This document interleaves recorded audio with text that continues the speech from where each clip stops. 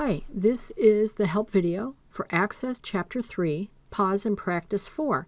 This is the last pause and practice for this chapter and for Access in general. So the next thing you'll be doing is your Access test.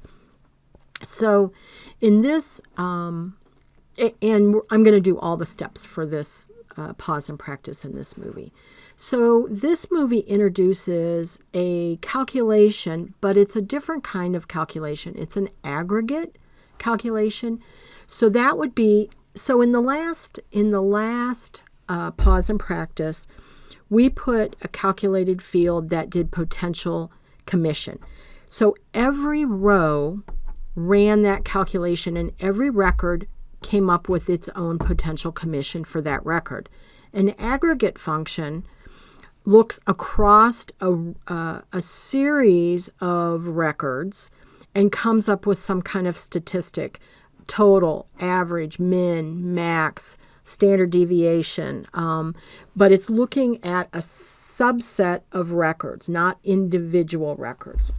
And so if we take a look at what we're going to do, so here's the instructions out of my sim book, and over on the right is the file as it was at the end of 3.3. So let's read this. The Placer Hills Real Estate Company wants to know the total, so that would be like the sum, of properties each agent has listed and then the average list price of those properties. It wants to display the agent's first and last name as well as the two summary fields. So to do this, we understand we need both agents because we're doing agent name, but we also need listing. So we're going to begin this query in design view. So create queries, query design, tables, agents, listing, close. So that's what we've been doing this whole chapter. I open up my box of my tables, so I can see my fields, and here we are. So far, nothing different, right? So what we're going to do is we're going to select agent first name, last name, and they have you do it here. So you can also do select. I just think it's a little more work. Click here, arrow, and then pick it from here. So we want list price, and then here you can't always see the full field name. I don't know. And then we want list price again. Okay, so we're putting list price in here twice. So now if I run that, I get every agent's for a listing and I get the list price twice. So there's a row for every record in the listing table. But what I really want is by the agent is I want to figure out how many, like a count, not they have total, so that would be count of how many lists and then an average.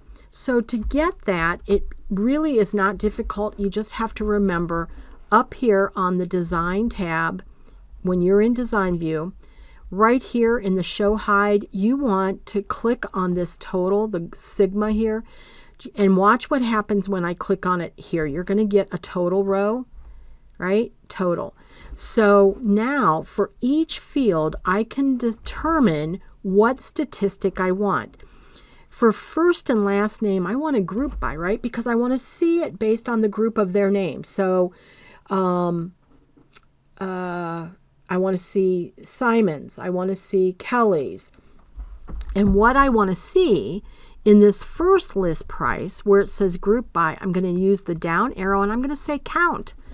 I want to know how many properties are assigned to that agent. And then in the second list price, instead of group by, I want to do AVG. So I'm saying by agent, give me a total of how many properties, 1, 2, 3, 4, 6, and then the average list price. So I'm going to run it, and there it is. So Jack has 9 properties for an average list price of over 500,000, right? So that's a nice statistic. You see how many. So Kelly has a lot, 13, but her properties must be a little bit lower in overall price, or maybe she has one that's really low and it's skewing it. So we're going to save this, and we're going to call it listing count and AVG list price by agent. All right. So really, we're done with the heart of the query. All we want to do is adjust the columns and change. So change the column width. See how this count of. So we want it to be, we're just going to right click on the name. Remember, down arrow, right click, field width, best fit. Right click, field width, best fit. That's what we got here. We're going to save it, and we're done. So I'm going to go back real quick here. So when it's asking for calculations, you have to understand whether it's a calculation, a field calculation where every row is going to get that calculation, or if you're looking for a calculation across a range of records. When you're looking at that, that's called an aggregate, and you use the total row. All right, thank you. This assignment is done. You can submit it into the Dropbox. Thank you.